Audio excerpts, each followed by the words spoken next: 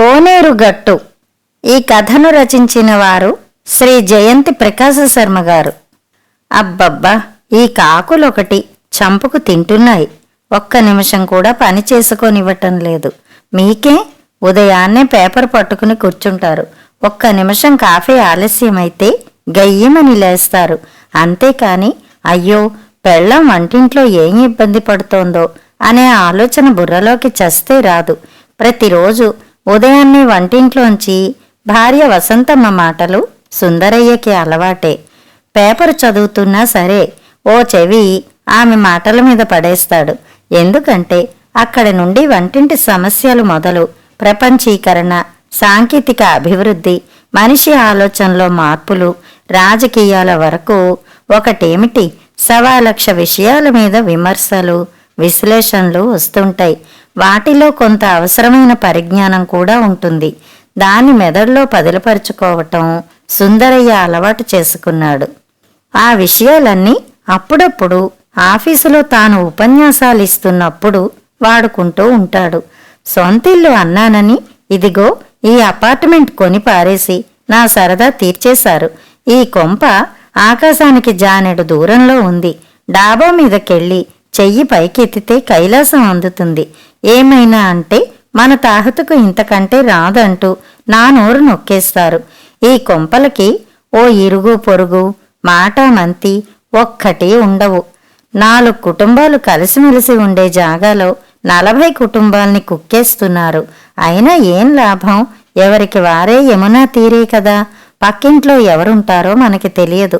మనం ఎవరిమో పక్కింటి వాళ్ళకి తెలియదు. ఏమిటో మనుషులందరూ భౌతికంగా దగ్గరై సంబంధాలు దూరం చేసుకుంటున్నారు. రోజంతా తలుపేసుకుని చావాల్సిందే. ఎవరికి వారు గోరీలు కట్టుకుని బతుకుతున్నారు అంటూ అపార్ట్మెంట్ జీవితాన్ని ఉతికి ఆరేస్తుంది. ఎప్పుడైనా గ్రైండర్ పని చేయకుండా మొరాయించిందంటే ఇక ఆ వేళ మనుషుల్ని దులిపి పారేస్తుంది. తన మేధస్సు ఉపయోగించి మనిషి తనను తాను బద్ధకస్తుణ్ణి చేసుకున్నాడు. వంట నుంచి మొదలుపెట్టి మొత్తం జీవితాన్ని తాకట్టు పెట్టి ప్రతి పనికి మిషన్లు కనిపెట్టేశాడు. కష్టపడే ఆలోచనలకు ఫుల్ స్టాప్ పెట్టి అవసరానికి మించి సుఖపడ్డం నేర్చుకున్నాడు. మిషను, కంప్యూటరు కనిపెట్టి వాటిని తయారు చేసి చివరికి వాటి చెప్పు చేతుల్లో ఇరుక్కుపోయాడు మనిషి. అసలు ఆ మిషన్లని, కంప్యూటర్లని తానే కనిపెట్టేశానని మర్చిపోయి రిమోట్ కంట్రోల్ ఎలా నడవమంటే అలా నడుస్తూ సొంత నడవడిక మర్చిపోయాడు. మరి రోగాలు రొచ్చులు రాక చస్తాయా? ఆ ఉపన్యాసాలు ఎలా ఉన్నా సరే రోజు ఆ టైంకి కాఫీ వచ్చేది. ఎందుకో ఆ రోజు సుందరయ్య పేపర్ చూస్తూ కూర్చున్నాడే గాని ఇంకా కాఫీ మాత్రం రాలేదు. ఎప్పుడూ లేనిది ఆ రోజు వంటిల్లు చాలా సీరియస్గా ఉంది. అడప తడప గిన్నెల చప్పుళ్ళు వినపడుతున్నాయి. ఇప్పుడే తన పరిస్థితి ఇలా ఉంటే రిటైర్మెంట్ తర్వాత ఎలా ఉంటుందో అనే ఆలోచన రావడంతో అదేదో అడుగుదామని వంటింట్లోకి వెళ్ళాడు. ఇదిగో ఇవాళ పేపర్ కూడా చదవడం పూర్తయిపోయింది. కాఫీ రాలేదు. నా రిటైర్మెంట్ ఇంకా వారం రోజులుంది తెలుసా? భార్యతో చమత్కారంగా అన్నాడు. మీ భాష అర్థమైందిలేండి. అయినా కట్టుకున్నానుగా, జీవితాంతం తప్పదు. మీకు రిటైర్మెంట్లుంటాయేమో కానీ మాకుండవు. మాకు కూడా ఈ వంటింటి ఉద్యోగానికి రిటైర్మెంట్ వయస్సు నిర్ణయించి పార్లమెంటులో బిల్లు చట్టం చేసినా సరే దాన్ని అమలు చేయటం వాళ్ళ బాబుతరం కూడా కాదు. అంచేత మీకేం బెంగ అక్కర్లేదులేండి. మీ మగాళ్ళకి వంటింట్లో కష్టాలు చస్తే అర్థం కావు. కనీసం అర్థం చేసుకోవడానికి ప్రయత్నం కూడా చెయ్యరు. అయ్యా, కాకులు గద్దలు వంటింట్లో వీరవిహంగం చేస్తున్నాయి. అక్కడ కిటికీకి ఓ జాలి పెట్టించమని 5 ఏళ్ల నుంచి పోరుతున్నాను. మీరు విన్నారా? ఆ 2 కాకుల్ని చూడండి ఎలా చూస్తున్నాయో. నేను క్షణం లేకపోతే లోపలికి జొరబడి ఏదో ఒకటి ఎత్తుకుపోవడానికి రెడీగా ఉన్నాయి. అందుకే కాఫీ మీకు రాలేదు. మీరు ఆఫీసులో వర్క్ టు రూల్ చేస్తారుగా, ఇది ఓ రకంగా అదే అనుకోండి. అయినా మళ్ళీ 9 కొట్టేసరికి మీరు భోజనానికి తయారైపోతారు. అంతేకాని రిటైర్మెంట్ అంటూ వ్యంగ్య భాషణం అక్కర్లేదు. గ్యాస్ స్టవ్ మీద కాఫీ గిన్నె తీసి గ్లాసులో పోసి భర్తకి ఇస్తూ అంది వసంతమ్మ. నీకు తెలుసో లేదో, ఆ కాకుల రూపంలో మన పితృదేవతలు అంటే మా వాళ్లే కాదు మీ వాళ్ళు కూడా వస్తారట. ఆ కాకులు తినే ఆ 4 మెతుకులే వాళ్ళకి ఆహారం. వాటినేం తిట్టకు, తిడితే నేరుగా వాళ్ళని తిట్టినట్టే సుందరయ్య నవ్వుతూ అన్నాడు. ఆ పొక్కిటి పురాణాలు నాకు తెలుసు, కాని మన పితృదేవతలు ఎంత అల్లరి చేస్తారో ఓ పావుగంట ఇక్కడ నిలబడితే తెలుస్తుంది. అప్పుడు మీరే అంటారు ఇవి కాకులు కావు రాబందులని. మొత్తానికి ఆ దెప్పుడంతా వంటింటి కిటికీకి జాలి వేయించలేదనే ఆ విషయం అర్థమైంది సుందరయ్యకి. సరే చూద్దాంలే, రిటైర్ అవుతున్నానుగా, వేయిస్తాలే అంటూ కాఫీ గ్లాస్ పట్టుకుని వచ్చేశాడు. ఆ పాటి పావలా ఖర్చుకి రిటైర్మెంట్ డబ్బుల గురించి ఎదురు చూసేంత దరిద్రంలో లేరు కదా. మీ బ్యాంకు వాళ్ళు డబ్బుల మీద కూర్చుంటారని మా నాన్న మీ సంబంధం చేశారు. ఇప్పుడు 500 ఖర్చుకి 5 సంవత్సరాలుగా ఎదురు చూస్తూనే ఉన్నాను. ఉత్తిపుణ్యానికి లక్షలు తగలేస్తారు గాని ఇక్కడికొచ్చేసరికి 1,00,000 ఆలోచనలు ప్రశ్నలు వచ్చేస్తాయి. అదేదో నా గురించి ఖర్చు పెట్టాలనుకుని వాయిదా వేసేస్తారు. అయినా మీ రిటైర్మెంట్ డబ్బులకేం రెక్కలొస్తాయో ఎవరు చెప్పొచ్చారు? వసంతమ్మ మాటలకి మళ్లీ వంటింట్లోకి వచ్చాడు సుందరయ్య. భార్య మాటల్లో ముందు చూపు ఉంటుందనే అభిప్రాయం సుందరయ్యకి ఉంది. కాఫీ తాగుతూ ఏమిటి సంగతి అన్నట్టు చూశాడు. మీ రిటైర్మెంట్ ఫంక్షన్కి రమ్మని ఫోన్ చేసి చెప్పారుగా. అమ్మాయి అల్లుడు, అబ్బాయి కోడలు వస్తున్నామని ఫోన్ చేశారు. వస్తారు, ఏమవుతుంది? అప్పటికి మీరు అమాయకులు, ఏం తెలీదని నలుగురు అనుకోవాలనా? మీ నటన చాలుగాని ఆ విషయాలు నా నోటి వెంటే చెప్పిస్తారా ఏమిటి? వారం రోజులు ఓపిక పట్టండి, మీకే తెలుస్తుంది. వసంతమ్మ ఆ సంభాషణ అక్కడితో ఆపి వంట పని మీద దృష్టి సారించింది. సుందరయ్యకి బ్యాంకులో ఉద్యోగం తప్పితే వెనక ఆస్తిపాస్తులు లేవు. వాళ్ళకి ఓ అమ్మాయి అబ్బాయి, ఇద్దరికీ పెళ్లిళ్లు చేశారు. ఒకరు బొంబాయిలో, మరొకరు బెంగుళూరులో ఉంటున్నారు. ఉద్యోగంలో నిక్కచ్చిగా ఉండే సుందరయ్య బ్యాంకు లోన్లతో పిల్లలిద్దరికీ చదువులు చెప్పించి పెళ్లిళ్లు కూడా కట్నాలు లేకుండానే చేశాడు. ఇవన్నీ జరిగే వరకు సొంతింటి గురించి సుందరయ్య ఆలోచించలేదు.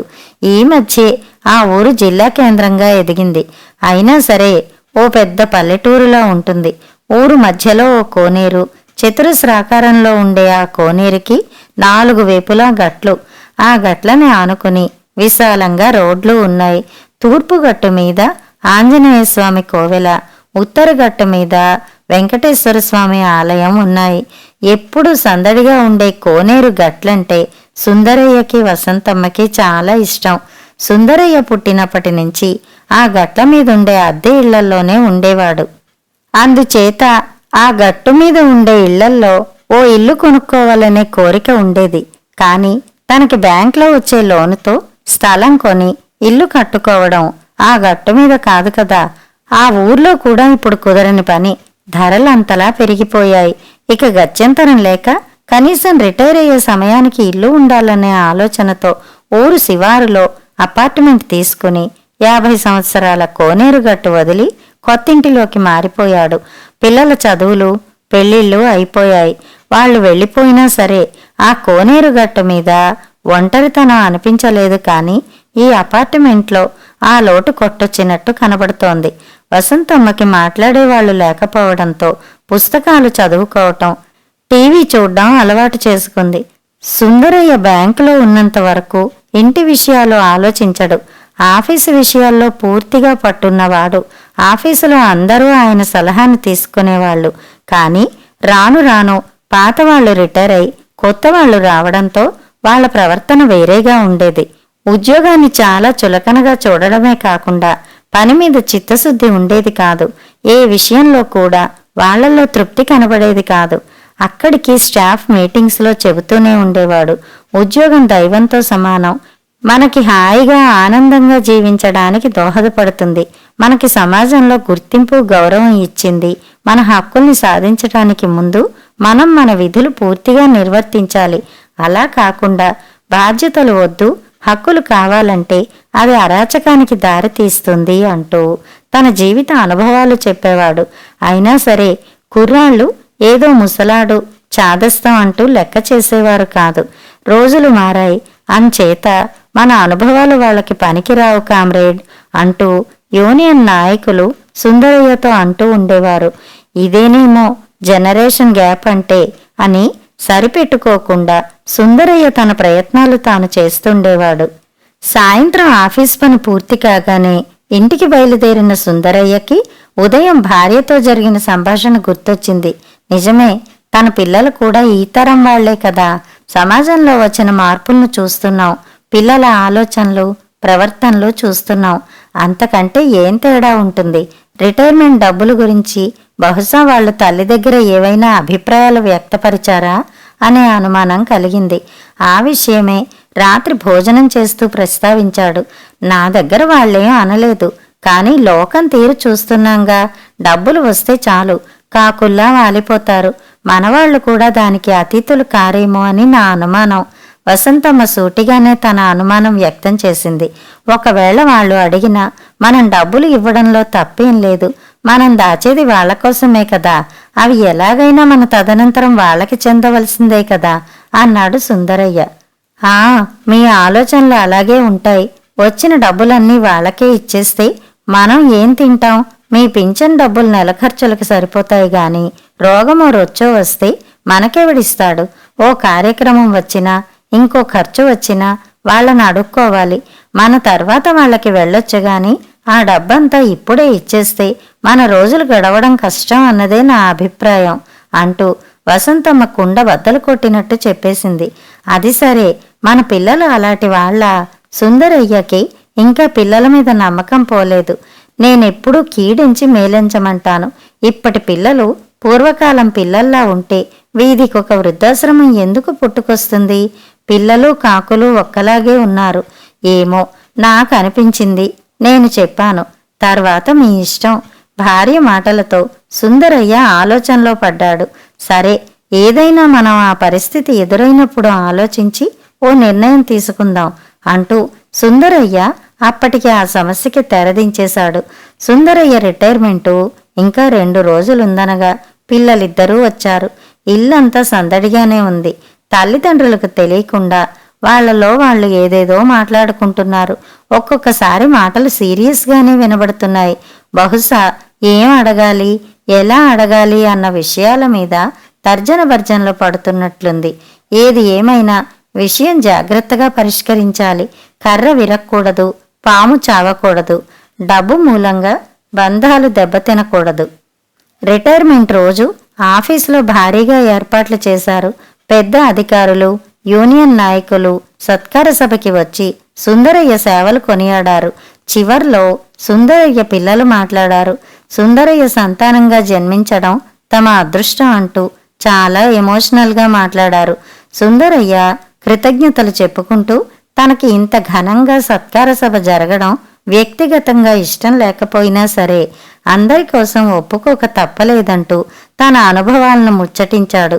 కష్టపడి పనిచేసి సంస్థ అభివృద్ధికి పాటుపడాలని, సంస్థ బాగుంటేనే మనం బాగుంటామని హితవు పలికాడు. చివర్లో తనకి రావలసిన పిఎఫ్, గ్రాట్యుటీ వగైరా అన్నింటికీ సంబంధించిన చెక్కులు సుందరయ్య చేతికి అందించారు ఉన్నతాధికారులు.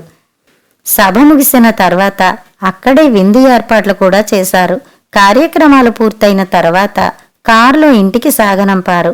రాత్రి ఇంటికి చేరిన తర్వాత పిల్లలు ఆఫీసులో జరిగిన సన్మానం గురించి మాట్లాడుకుంటున్నారు. కానీ సుందరయ్యకి వెంటనే నిద్ర పట్టేసింది.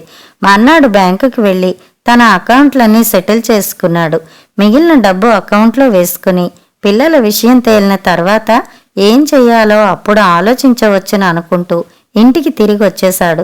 అలాగే తానే పిల్లల్ని దగ్గరకు పిలిచి ఉన్న విషయం వివరంగా చెప్పి ఓ నిర్ణయానికి రావడం మంచిదని భావించాడు. సుందరయ్య కొడుకు కూతురు కూడా తండ్రితో విషయం ఎలా చెప్పాలా అని ఆలోచిస్తున్నారు. అందరి పిల్లల్లాగా వాళ్ళకి తండ్రి దగ్గర భయం ఎక్కువే. ఒక్కొక్కసారి తండ్రి తీసుకునే నిర్ణయాలను మార్చడం కష్టం. కొన్ని సందర్భాలలో ఆయన గీసుకున్న గిరిని దాటి వచ్చేవారు కాదు. ఆ విషయంలో మాట్లాడడానికి కూడా అవకాశం ఇచ్చేవారు కాదు. తండ్రి సిద్ధాంతాలు చాలా ఉన్నతమైనవే, కానీ ఈ రోజుల్లో వాటిని నిత్య జీవితంలో పాటించటం కష్టం. అందుకే పట్టు విడుపులు ఉండాలి. రోజులతో పాటు మనము మారాలి. అంతేకాని సమాజాన్ని మార్చటం మన వల్ల కాదు అనే విషయం తండ్రికి చెప్పి ఒప్పించే ధైర్యం వాళ్ళకి లేదు. ఎవరు ఏమడుగుతారోననే టెన్షన్తోనే ఆ రోజు గడిచిపోయింది. వాళ్ళేమైనా నీతో అన్నారా అంటూ రాత్రి పడుకోబోయే ముందు సుందరయ్య భార్యను అడిగాడు. అబ్బే, నన్నేం అడగలేదు. అడిగినా నేనేం మాట్లాడతానో? ఆ విషయం వాళ్ళకి తెలుసు అంది వసంతమ్మ. ఆ మర్నాడు సాయంత్రం పిల్లలు వెళ్ళిపోయారు. ఈలోగా ఏదో ఒకటి తానే చెయ్యాలనుకున్నాడు. సుందరయ్యకు ఏదో ఆలోచన స్ఫురించింది. అంతలోనే నిద్ర పట్టేసింది. ఉదయమే ఇంట్లో అందర్నీ పిలిచి సుందరయ్య చెప్పాడు. నేను అమ్మ ప్రస్తుతానికి ఇక్కడే ఉంటాం. పుట్టి పెరిగిన ఊరు వదిలి రావడం కుదరదు. నాకు పెన్షన్ వస్తుంది, అది మాకు సరిపోతుంది. నా రిటైర్మెంట్ డబ్బులతో అప్పులు తీర్చగా మిగిలినవి ఇవిగో ఇవి. మాకు ఏమైనా అవాంతరాలు వస్తే అవసరార్థం కొంచెం డబ్బులు ఉంచుకుని మిగతావి మీ ఇద్దరూ తీసుకోండి. ఇవిగో బ్లాంక్ చెక్కులు, నేనివ్వగలిగింది ఇదే అంటూ సుందరయ్య ఓ కాగితం మీద లెక్కలు రాసి వాళ్ల ముందు పెట్టాడు. వసంతమ్మకి భర్త ఆలోచన నచ్చింది. నిజమే, అంచెనిష్ఠూరం కంటే ఆదినిష్ఠూరం మంచిది. అయితే ఆయన మాటలు మిగతా వాళ్ళకి ఆశ్చర్యం కలిగించలేదు. ఆయన ఏ విషయమైనా అంత సూటిగా చెప్పేస్తారు. వద్దు నాన్న, మేం వచ్చింది మీ రిటైర్మెంట్ సందర్భంగా మీతో 4 రోజులు సరదాగా గడపడానికి, అంతేగాని ఆస్తులు పంచుకోవడానికి కాదు. మాకు ఆర్థిక సమస్యలు గాని అవసరాలు గాని లేవు. నిజంగా మాకు అవసరమైతే మీ దగ్గర తీసుకోవడానికి మొహమాటం ఎందుకుంటుంది నాన్నగారు? ఇలాంటి ఆలోచనలు పెట్టుకోకుండా హాయిగా ఉండండి అంటూ అబ్బాయి చెక్కుల్ని తండ్రి చేతిలో పెట్టేశాడు. అంతే, ఒక్క నిమిషంలో వాతావరణం చల్లబడిపోయింది. అందరి ఊహలు చివరకు ఊహలుగానే మిగిలిపోయాయి. అన్నట్టు నాన్నగారు, మనందరం కలిసి ఓసారి మన కోనేరుగట్టికి వెళ్ళొద్దాం. మన పాత ఇల్లు, ఆ వీధి చూసి చాలా కాలమైంది అన్న కొడుకు మాటలు వినేసరికి సుందరయ్యకి ఆనందం వేసింది. నిజమేరా, మేం కూడా ఆ గట్టుకి వెళ్ళి చాలా కాలమైంది అంటూ అందరూ బయలుదేరారు. అబ్బా, మన వీధి చాలా మారిపోయింది. అవునరా, వీధిలో అందరూ ఇళ్ళు అపార్ట్మెంట్స్కి ఇచ్చేశారు. ఒక్క మనం అద్దెకున్న ఇల్లే అలా ఉంది. అది కూడా ఆ ఇంటి వాళ్ళు అమ్మేస్తే ఎవరో కొనుక్కుని రీమోడల్ చేయించారట. మొక్కలు చెట్లు పాడవకుండా అలాగే ఉన్నాయి. ఎవరో మంచివాళ్లే ఇల్లు పాడు చేయకుండా బాగుచేశారు. బావుంది అని కబుర్లు చెప్పుకుంటూ కోనేరు 4 గట్లు తిరిగి ఇంటికొచ్చేశారు. సాయంత్రం పిల్లలతో పాటు రైల్వే స్టేషన్కి వచ్చి వాళ్ళకి వీడ్కోలు చెప్పి ఇంటికి వచ్చేశారు. సుందరయ్య వసంతమ్మ ఇంటికి వస్తూనే టేబుల్ మీద కవర్ చూసి సుందరయ్య ఆశ్చర్యపోయాడు. నాన్నగారికి అన్న అక్షరాలు చూసి ఆత్రుతగా కవర్ చింపి చదవసాగారిద్దరు. నాన్నగారికి, మీ దగ్గర మాట్లాడే ధైర్యం లేక ఈ ఉత్తరం రాస్తున్నాను. మరోలా భావించకండి. మీరు పడ్డ కష్టాలు మేం పడకూడదని మమ్మల్ని చాలా అపురూపంగా పెంచారు. దానికి తోడు మారిన రోజులతో పాటు మేం కూడా మారిపోయాం. యాంత్రిక యుగంలో ఎన్నో సదుపాయాలు ఏర్పాటు చేసుకుని జీవితం సుఖమయం చేసుకున్నాం. కాలంతో పాటు పరుగులు తీస్తున్నాం. కానీ మేం చాలా కోల్పోయాం. నాన్నగారు, బాల్యం మాకు తెలియదు. యవ్వనంలో మాకు మంచి అనుభవాలు లేవు. అనుబంధాలు, ఆత్మీయతలు అంటే మాకు అర్థం తెలియదు. మేం పరిగెత్తుకుంటూ పాలు తాగుతున్నాం, కానీ నీళ్ల రుచి తెలియదు. మీ తరం వాళ్ళు గుర్రం స్వారీ చేసేవారు. మేం పులి స్వారీ చేస్తున్నాం. మీరు జీవితాన్ని కాచి వడపోశారు. మేం జీవితాన్ని నిర్లక్ష్యం చేస్తున్నాం. మీరు పెద్దల మాటలు వినేవారు. మేం కంప్యూటర్ చెప్పినట్టు నడుచుకుంటున్నాం. అమ్మ అంటుందే, అలా మేం గోరీలు కట్టుకుని జీవిస్తున్నాం. మీ పెంపకంలో లోపం లేదు. మేం పెరిగిన వాతావరణంలో లోపం ఉంది. మా దగ్గర సముద్రమంత మేధస్సు ఉంది, కానీ గుక్కెడు నీళ్లు కూడా తాగలేం. మీది కోనేరు మేధస్సు అయితేనే అదంతా మంచినీరు. ఇవన్నీ ఎందుకు చెప్తున్నానంటే మిమ్మల్ని ఈ రొంపిలోకి లాగదలుచుకోలేదు. మీరు ఎప్పుడూ స్వప్నాలలో జీవించలేదు. మీకు మనుషులతోనే కాదు, మీ పుట్టి పెరిగిన నేలతో కూడా బంధాలున్నాయి. చెట్లు, పశువులు, పక్షులు అన్నిటితో మీకు అనుబంధాలున్నాయి. వీటితో పాటు చివరికి మనం 25 ఏళ్లు అద్దెకున్న ఇంటి మీద కూడా మీకు మమకారం ఉంది. అందుకే మిమ్మల్ని మీ వాస్తవ జీవితాల నుంచి దూరం చేయటం ఇష్టం లేక మీకు తెలియకుండా ఓ పని చేశాం. అక్క నేను కలిసి కోనేరుగట్టులో మనం గతంలో ఉన్న ఇంటిని మీకోసమే కొన్నాం. ఈ ఉత్తరంతో పాటున్న తాళం ఆ ఇంటిదే. మీరు ఆ ఇంటిలోకి మారిపోయి స్వేచ్ఛగా ఉండాలనేదే మా కోరిక. అన్నట్టు ఇంకో అభ్యర్థన.